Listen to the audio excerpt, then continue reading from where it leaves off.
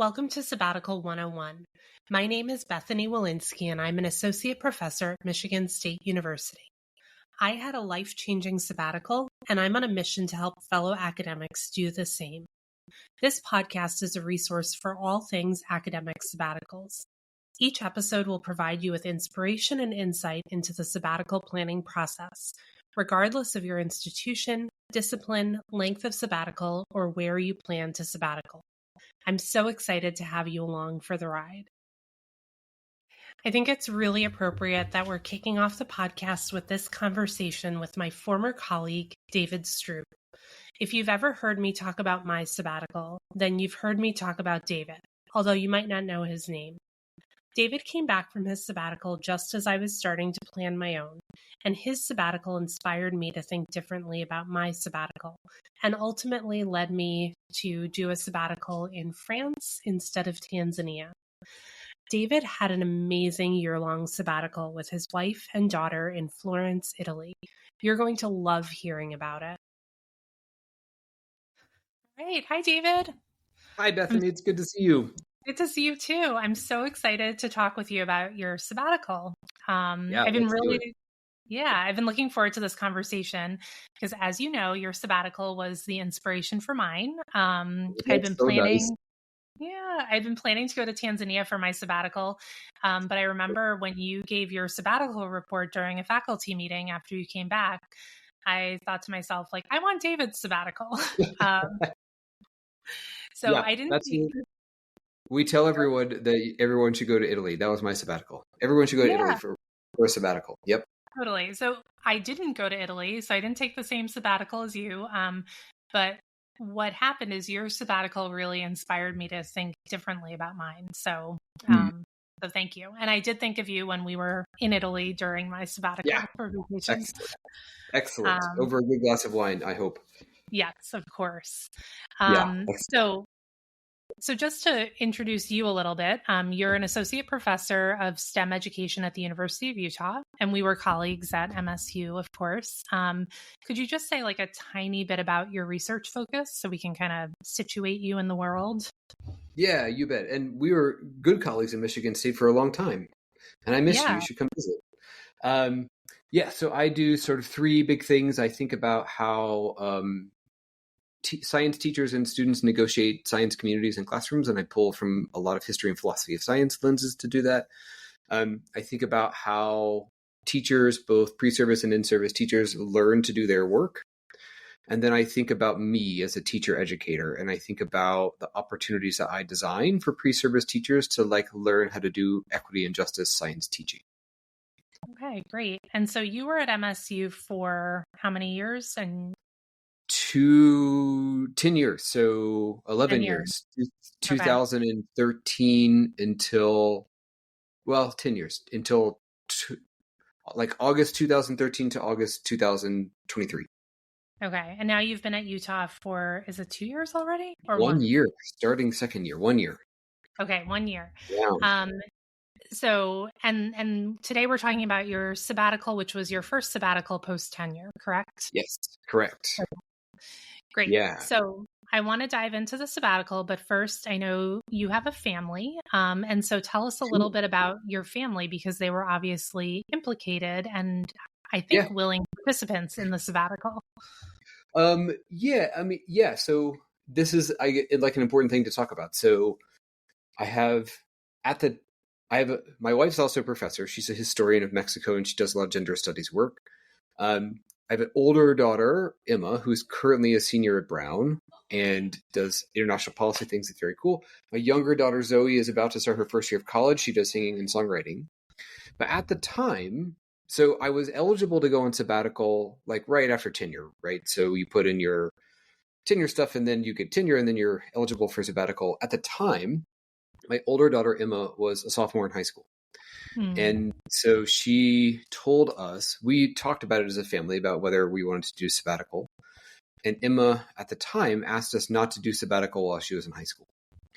And so that's fair. That's a fair request from a 10th grader.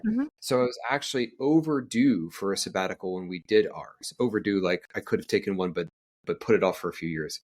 And so when you were thinking about sabbatical, you were thinking about going away for sure, which is why Yes, she didn't want you to do yes, it while she was yes, in high school. correct. She did not want to go abroad. We were definitely thinking about going abroad. Mm-hmm. When then COVID hit, and so living in if listeners have not been to East Lansing, Michigan, it's a small college town. It's pretty insulated, and so when sort of COVID was, it was looking like we could travel again, and when we started actually thinking about sabbatical, Emma was by that time was going to go to college, and so we didn't really have to we worried about, actually that factored into the decision about where we were going to go because we didn't want to be too far away. But Zoe, our younger daughter, who when COVID hit was in 8th grade and then did all of 9th grade online, really wanted to leave East Lansing. She really wanted a break from East Lansing. Okay. And so she wanted to go abroad. So it was like good timing for us to really think about going abroad. Yeah. Okay. And then Erin, my wife, Yeah. could teach remotely. That was what we sort of worked out with Michigan State, was that she could teach remotely because they were still COVID made that possible in a way, which was there was a lot of asynchronous online teaching, but there was also like a lot of, synchronous but online instruction. So Michigan State expanded what it thought was possible in terms of online instruction. So that was helpful as well. Yeah. Okay. Great. So and so your sabbatical, you took a year-long sabbatical in Italy was it 2021, 2022? Yes, fall. So Zoe and I flew there on August 31st, 2021, and then we returned like mid-July 2022, almost a year. Okay, great. And I know that there were some twists and turns as you planned it. And so you've given us the background of how you worked this into your family situation. But tell the story of how it came to be Italy for the sabbatical, how you landed there. Yeah, there's like a multi-pronged way.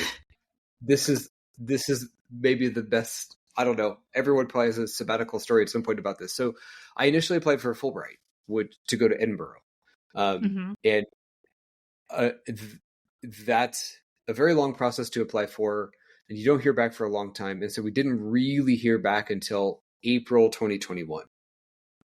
Oh, wow. Okay. So you had no idea if you were going to Edinburgh or not. Right, until April 2021. Okay, so put that in your time. And by August, we were flying to Italy. Okay, so April 2021, we found out that I didn't get a Fulbright. Around that same time, I was wrapping up an article for a journal that got accepted, and I was emailing with one of the associate editors of the journal, who is at the University of Bologna. And we had such a good time. She's a great editor. And so her name is Olivia Levrini. She's a key figure in the story. So as we were sort of wrapping up the process of getting it accepted, she emailed me and said, Italy's reopening from COVID. And if you ever find yourself in Italy, let me know. And I'd be happy you could come give a talk at the University of Bologna. It would be great. So Italy was on our sort of plan B radar for places we wanted to go if we didn't get the Fulbright. We'd been there as a family pre-COVID, like 2019. We spent about 3 weeks there as a family. And so then I took that email to Erin and Zoe and said, should we pursue this? Like, here, I don't know, there's maybe like a little crack in the door. So sure, let's see if it's even possible. So I wrote Olivia back and said, instead of just giving one talk, what if I actually came there for a while and did a sabbatical in Italy? And she wrote back almost right away and said, oh my gosh, this is so exciting. The University of Bologna prides itself on being this global place where we always want to bring scholars in. You would be the first scholar we could bring in post-COVID. Hey, let me go. We're gonna make this work. We're gonna make this work. So we had to wait a couple of days to sort of hear back from her about what could be possible. And she wrote us back and said, yes, I talked to my dean and chair, we'll piece something together, but it would be really cool if you would be able to spend the year here. That'd be really cool. So we had to scramble a little bit as a family, right? To say, this is, by this point, it's almost the end of April. And Wow. so, yeah, so we had to sort of scramble a little bit to figure out what are we going to do? Where are we going to go? And the big decision then became, do we want to live in Bologna Mm-hmm. or do we want to look somewhere else? And for us at the time, with a 10th grader, Zoe was going into 10th grade. She knew she was going to do 10th grade in Italy. With a 10th grader, and we looked around Bologna, it's really hard to find housing in Bologna. We learned Okay. because there's 80,000 undergraduates at the Oh my university God. from all, like, huge, from, we didn't know that, Wow. from all over the world. And we are not the people that renters in Italy are looking to rent to, Uh-huh. because we were going to be there for longer than they wanted to rent for, because they just want to rent to students for a semester for like the academic year. Mm-hmm. We were going to be there for longer. And so we weren't on their mind. Around, as we were thinking about that, we'd been to Florence. We'd spent a couple of days in Florence when we'd gone through Italy. And so we liked Florence, and we noted that there was a high-speed train from Florence to Bologna. It took 30 minutes, which is what I ended up taking because we lived in Florence. We also saw that there were some interesting school options. Mm-hmm. So for Zoe. And so we did some investigating, and we found a school that looked interesting for her. It's a French immersion school. So she spoke French. And so there was a French immersion school, and that became where we decided to go. And we rented an Airbnb for a month, but in Italy, you're not allowed to rent an Airbnb for more than a month because I think that they're trying to cut down on like immigration things.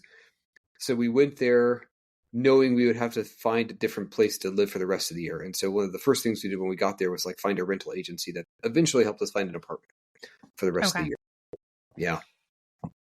Wow. I mean, yeah, that sounds amazing. The high-speed trains in Italy were very impressive. So I feel like I would have enjoyed that commute. I couldn't believe how nice they were. We went from Venice to Florence and then Florence to Rome. And I was like, I could do this all day. This is amazing. Yeah. Well, and like a fun fact is, because I know people are probably wondering about like funding stuff too. Yeah. So a fun fact is I had a grant. Michigan State paid for half of my salary. Yep. And then I had grants cover the other half. So I had some National Science Foundation funded grants. I could get my high-speed train tickets paid for on my grant because it was like for official work stuff. So I just had some travel money. And so then, I just had, I learned you could buy high-speed train tickets in bulk. And so I just bought, I don't remember how many, but I bought them. And then I could just sort of hop on a train and go back and forth, 30 minutes each way. It was nice. Yeah. So how often did you end up, tell me a little bit about how you thought about your time on sabbatical. So you were, and like, did you have a specific project or thing you were working on at University of Bologna, or was it kind of open-ended? Yeah, good question. So I did two big things. So one is two and a half big things. One was I had just finished editing a book for Harvard Ed Press that came out in 2020. And right as that book was about to come out, I got contacted by someone else at Harvard Ed Press who said, it's cool that you have like done all this work. I just read a couple of articles that you read. Have you ever thought about doing a book for teachers, like writing a book specifically for teachers and not academics? And at first I was like, I don't know, man. I think I need a break from a book. But then once we got the sabbatical ball rolling, I simultaneously knew I like needed a project for Michigan State to approve it, but also had a conversation with this person at Harvard Ed Press. And I appreciated the challenge of taking some of the like philosophical work that I've done for science classrooms and turning it into a book for teachers. So I ended up doing a book in Italy, writing a book for teachers about the work that I do. And fun fact, it won an award. And then like, that's my joke about that is if you want to win a book award, you go write a book in Italy. That's the key. Well, congratulations. And I may take your advice. I had my best my best half marathon time of the sabbatical year in Nice. And so what I Yeah. extrapolate from that is clearly I need to be in France in order to Yes, run that's well. right. So Clearly, yeah, you're a better runner in France. That's right. exactly. That's That's the what I hear. only logical conclusion. That's what I hear. Yeah, yeah, yeah. And I can talk about the balance between book and other things too. Yeah. The other one and a half things that I did too was part of what I worked out with Olivia Lavrini at the University of Bologna was she has a science education group there. So I would go maybe once a week ish, so 3 or 4 times a month up to Mm-hmm. Bologna, and I would just hang out. I would go to some of their research group meetings. I gave 2 talks a semester. Part of what she wanted to, in her words, like use me, which is fine because she's in a department of physics. And so she wanted to use me, I'm putting air quotes around that, to Mm-hmm. um, compel her colleagues to think differently about science teaching and learning. So I would give talks. That's fine. I don't mind. I don't mind being used that way because, I was in Italy. It was great. Yeah. And yeah. Oh, I went to, she had some European Union funded grants. So I went to some of those meetings when like the grant people from all over Europe would come and they would talk about stuff. I would go to those and hang out and listen to see what Europeans were talking about science education, which is very cool. So that's like the half thing. The big other thing that I did there was I helped teach a class. So Okay. I learned that in Europe, for future science teachers, they took a semester-long class. But in Europe, they broke it into modules. So there are 3 different modules within a semester that each had a different instructor. So I taught the second module in their semester with an Italian TA in English. They wanted it taught in English, probably for me, but also because they want the students to speak English because many of them teach at international schools. Okay. And so they wanted to make them more marketable if they wanted to go to Switzerland or France or something. So I had about 2.5 weeks of doing like a fast forwarded version of what I might do in a semester or a year with method students at Michigan State in English in Bologna, but then I was going every day on the high speed train. Okay. So yeah, like every day. And then those were the longest days. I would show up there like 8:30, 9 a.m. and I'd probably be there till 6 or 7 p.m. just because we were teaching and then planning. And but that was the only time where I had to go every day, and that was like late February and into March. Okay.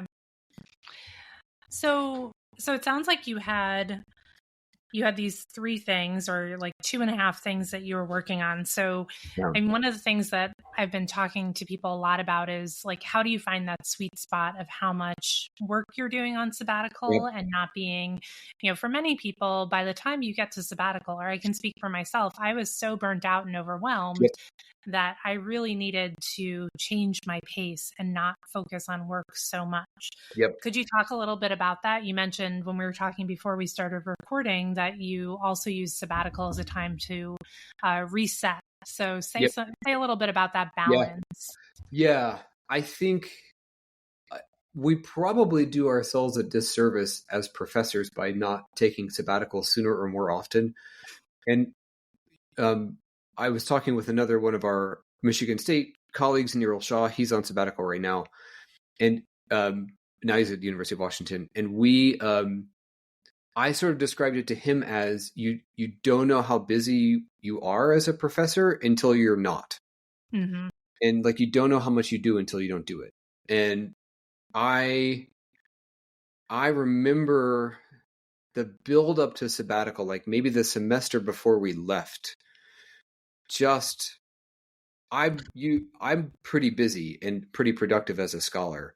And I remember the feeling before leaving. So, like April, May, maybe knowing we were going on sabbatical too, but I just remember feeling like I can't type anymore.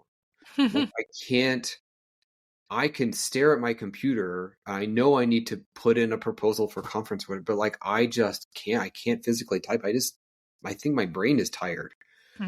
And so part of why I wanted to work on the book for teachers was that I I needed to say, I wanted to talk to a different audience, and I didn't, we're not always, from doing books, we're not always encouraged as professors in education to write books. Yeah. It's not, if you, Erin, the historian, my wife's the historian, that's what they do, but that's not what we do. And so we're there not were a some book people, field. we're not a book field. Well, some people are, but like, I'm not. Yeah. Science education people, there's not a book field. So there were actually some people in our department that were discouraging me from doing a book because it wouldn't, whatever. And I think that was my cue that, oh, this is the thing I should do. This is definitely a thing I should do. Like, because I don't care. I'm going to do this book. So I think I liberated myself in some way because I was being a little bit of a rebel and doing something that people were telling me not to do, which ended up winning an award. And that's kind of funny because like now it's a thing. Now they want to take credit for it, right? Yeah. Well, and it sounds like even though writing a book is a big project, your reason for writing the book, like, I just want to kind of restate it. It's not like, oh, I have to write this book so I can go up for fall. You were like, I'm writing this book because I want to write this book because it's what I feel like is next. Like it makes sense for my career. And so it's kind of like a personal goal too, in addition to a professional one. For sure, it was a personal goal. And I wanted, it felt important that when talking with Harvard Press, it felt important to share the ideas with teachers. It felt important to do that. Yeah. And so it was like a fun thing to do. I mean, of course I worked on papers and things as I was going along the year, right? Like it wasn't like I wasn't doing academic work.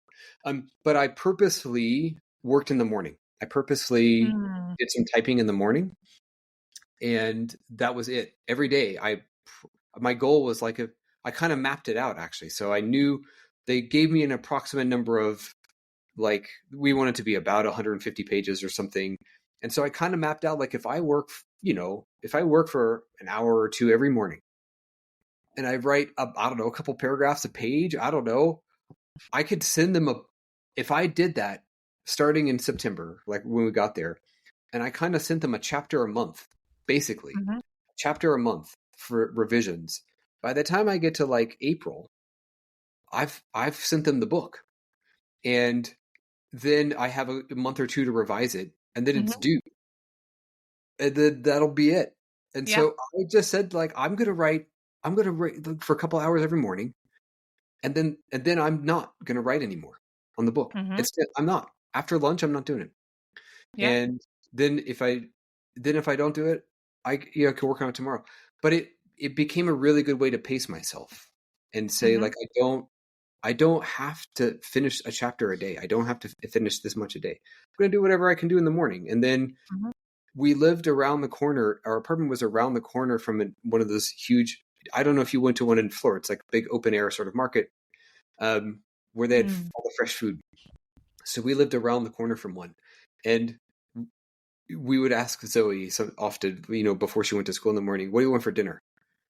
And so she would tell us, and so for lunch we would go to the market and we would buy food, and for dinner, and then we might grab lunch there. We might bring something back to our apartment. And once I like physically left the apartment to go to the market, then I didn't have to think about work. I could put the book away, and I could say, like, oh, now I'm in Florence, Italy. I'm going to go get some food, and it's going to be great. So we would have lunch, and then maybe we send a few emails or something for an hour. And then often we would go on a walk.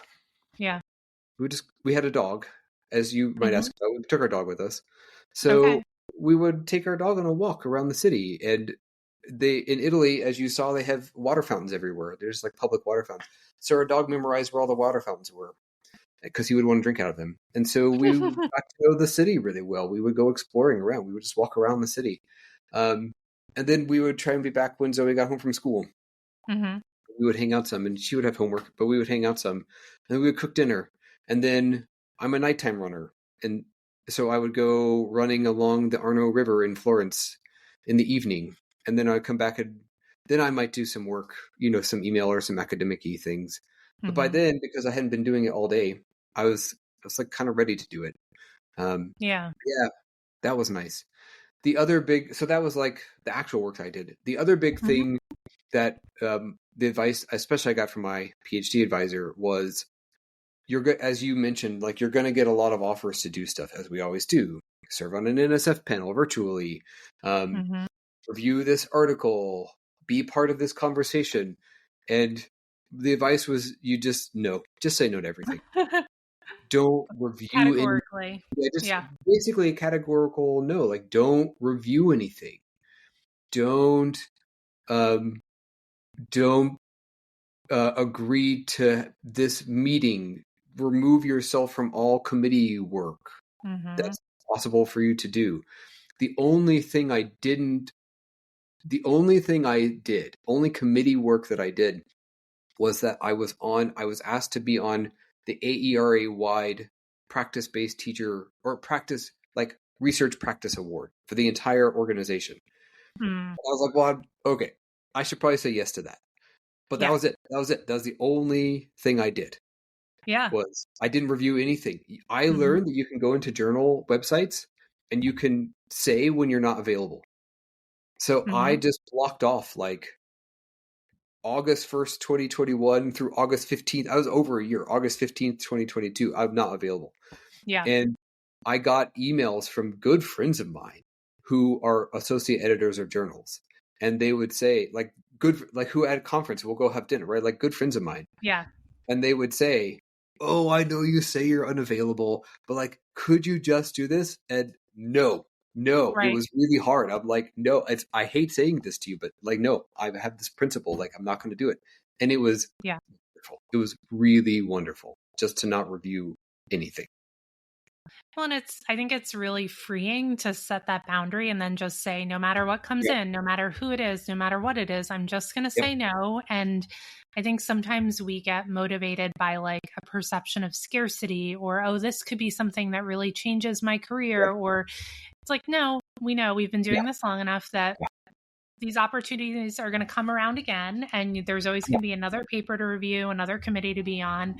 And I think also, like you just described, this really kind of lovely shift in your daily routine. And if you had said yes to journal reviews, suddenly you're like, oh, I got to run back from, the market to, where I can't go on a walk today because I'm trying to review this article. And so sometimes I think at least I'll speak for myself, I always underestimate how long things are going to take. So you're like, oh, if I just say yes to this one thing, it won't be that big of a deal. But then you kind of open the floodgates and then there goes your sabbatical. Right. My classic example too was I got asked to be, which I, in science education, you get asked to be on review panels for the National Science Foundation for grants. That's it's great. And I try and do it, but I got asked to be on one of those virtually. And I said like, no, and I always try and do them because I have NSF money and I don't, it's nice to keep that relationship. And I worried for 1 second about like, oh, are they going to be mad at me? And then what happened the next year? I got asked again. Right. So, and guess what? Grants got funded without me being on the panel. So it wasn't quid pro quo. Totally fine. Yeah. Yeah. So something else that happened to you on your sabbatical is you got a new job. I did.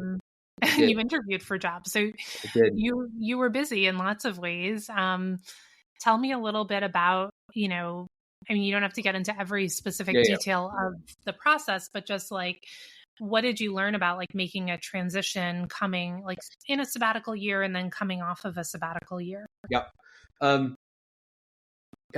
I think the most interesting thing we noticed was when you take a step back on sabbatical, so you physically leave the university where you are and you go somewhere else, then you're not there. You're not hearing the sort of drama. And every university has drama, right? Like let's not pretend like every place there's not like a perfect place. Every place has something.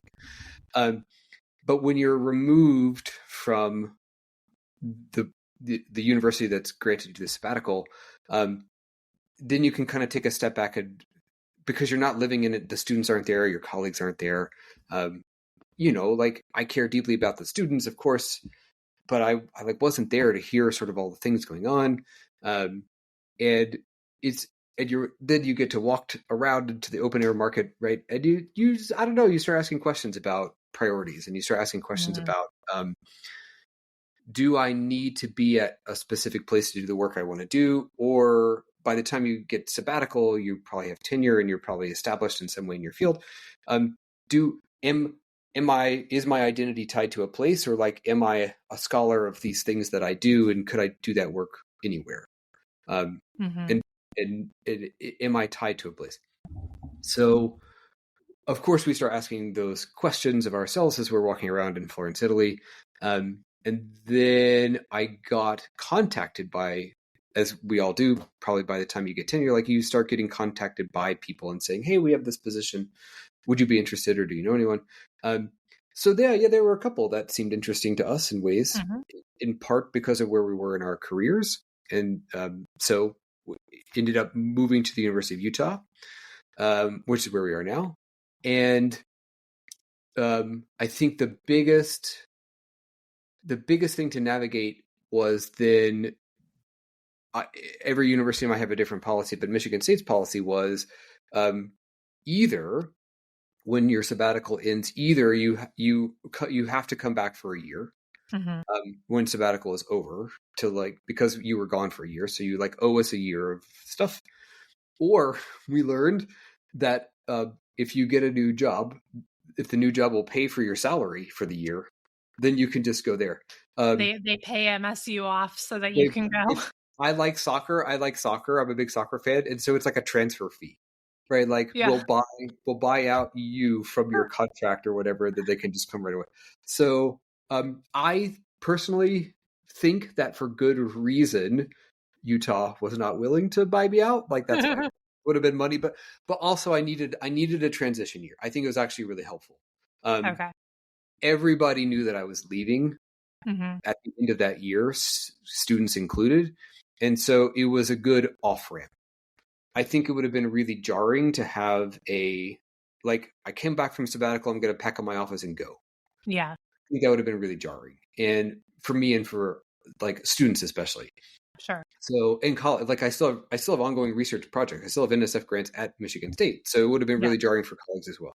So it gave us a nice off ramp, both in terms of, like, I can help out for the year, like, we can, we can do the things we need to do, but also now we can make a plan Mm-hmm. for further years. So, I had students, like, I had a student who I was his advisor, and he didn't want to come to Utah. He wanted to stay at Michigan State. Totally fine. Mm-hmm. So we came up with a transition plan to have a different advisor. I'm still on his dissertation committee, right? But, like, it was possible for us to come up with this plan of transition, in a way that would have been really hard had I just gone right away. Yeah.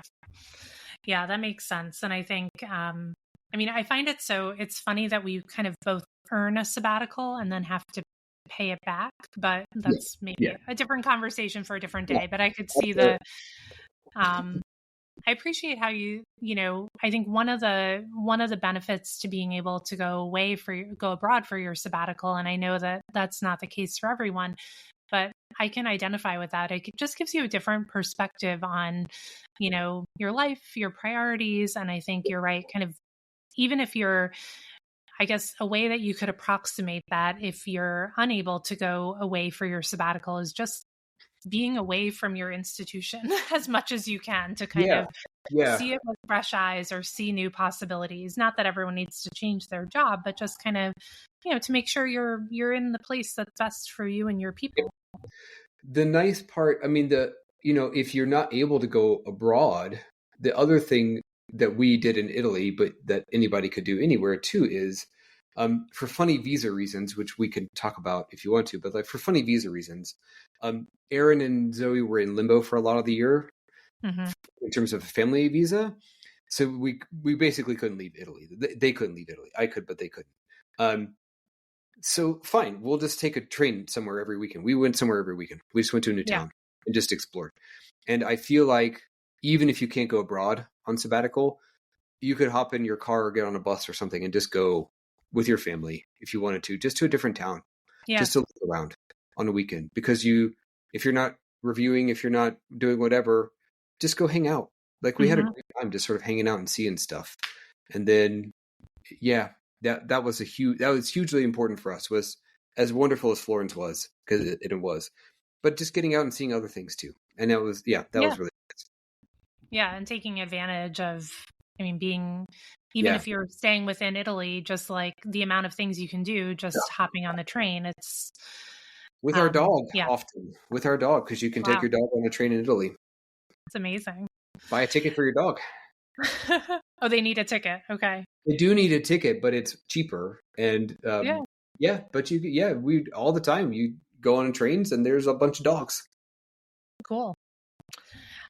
So looking back on your sabbatical, if you had to say, like, I mean, it sounds like it was so amazing. There were so many great parts of it. What were kind of the highlights, or what do you think went really well about it? Yeah. Um. Uh. One was we really enjoyed being. If you can go abroad, we really enjoyed being away from America. Hmm. It was just nice. This was, 2021, 2022, right? So post Trump, post COVID, those were hard 4 years. And Yes. it was really nice to be away for a year. It was just really nice. So if you could go, Disengage. yes, if you can go abroad, it's nice to get other perspectives on things. So that was one. Another one was I was really glad to have it be fully funded Hmm. between half my salary at Michigan State and then having grants to do the other half, and getting paid some to do work at Bologna, like getting Hmm. stuff on top of it. It was really nice not to have to teach at your university online to cover some sort of salary, right? Like it was nice to Yeah. have the freedom to do the things we wanted to do without having to worry about or scramble and are we going to be able to afford it? So we rented our house out. We kept our Hmm. house in Okay. Lansing, Michigan, and then we rented it to a postdoc, which is also really helpful. Um, Hmm. and then I think the other big important thing was we were really flexible as a family about what we wanted to do. And so we gave Zoe, especially, um, school for Zoe was hard in a lot of ways. And Hmm. so we really wanted to make sure that we listened to her about what she wanted to do on sabbatical.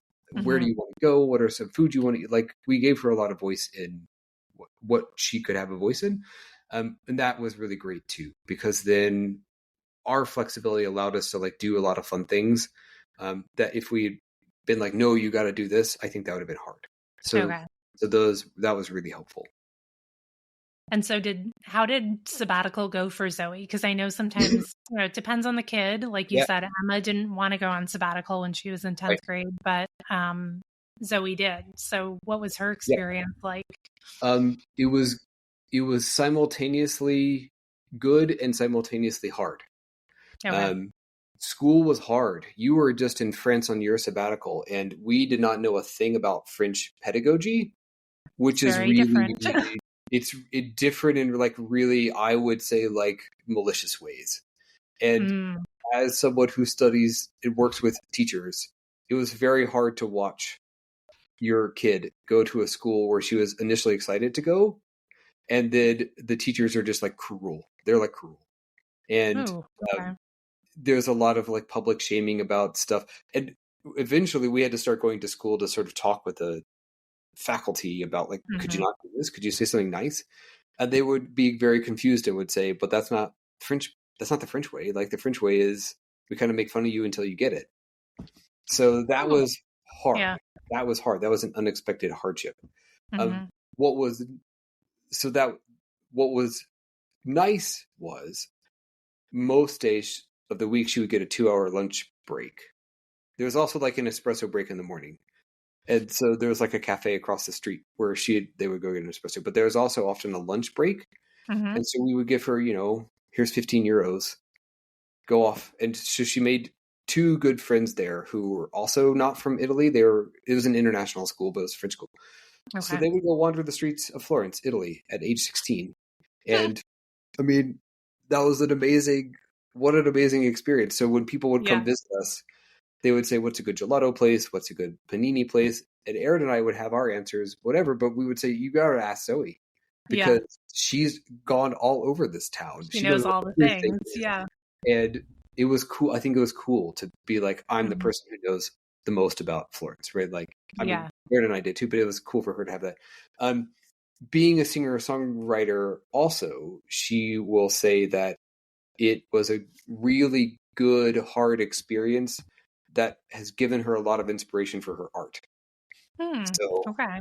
So it's like, kind of the blessing and a curse of the artist is you have hard experiences, but then you can turn them into something really positive. So yeah, I don't know that she personally would pick Florence again, but I think she got a lot out of it when we were there.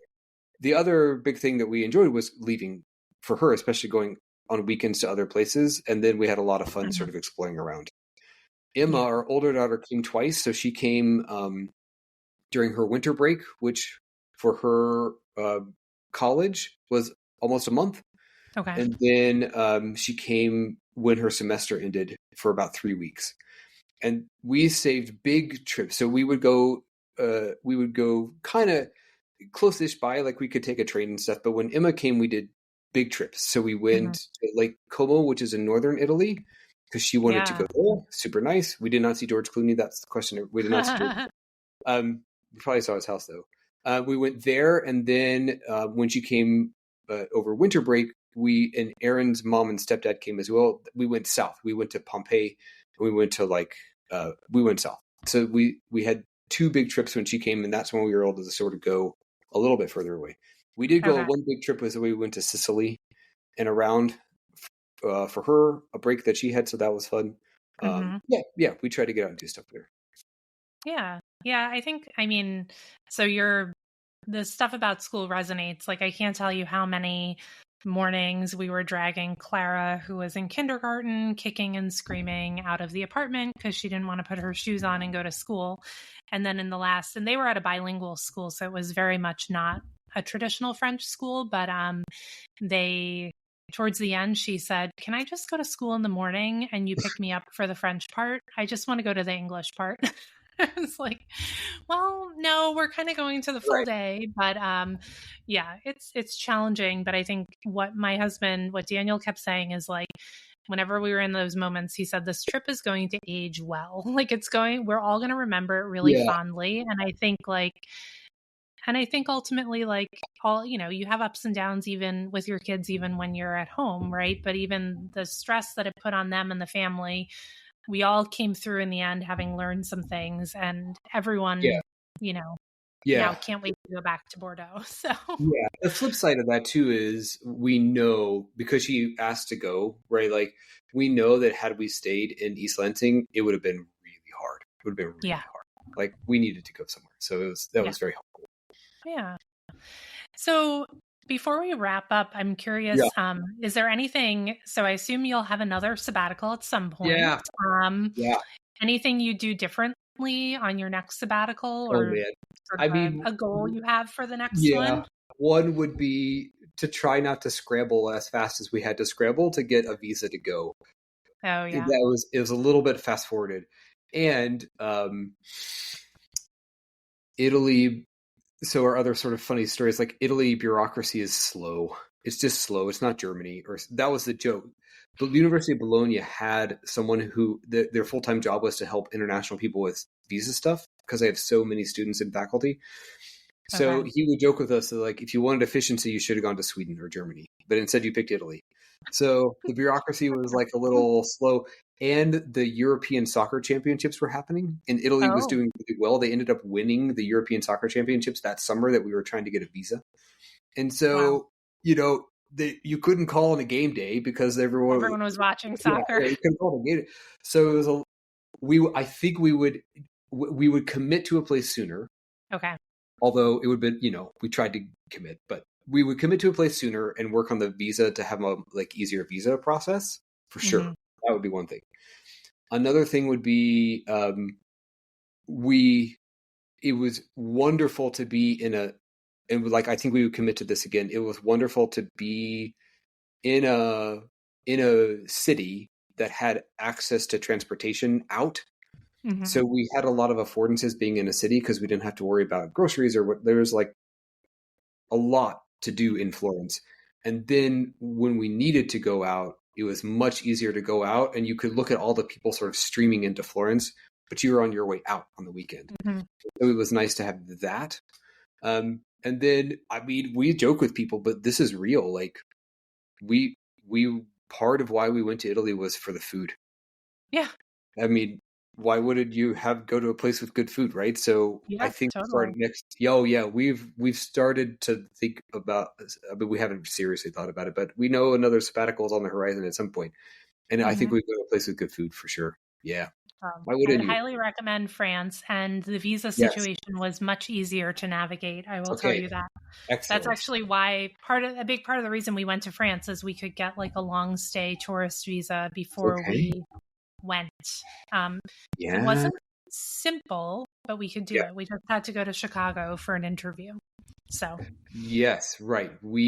Because it was COVID, it was probably more complicated because things were so closed for us with COVID. I bet. So Yeah. we had to send our passports to Detroit, which was the closest Italian consulate. And then we Okay. had to have like a conversation with them.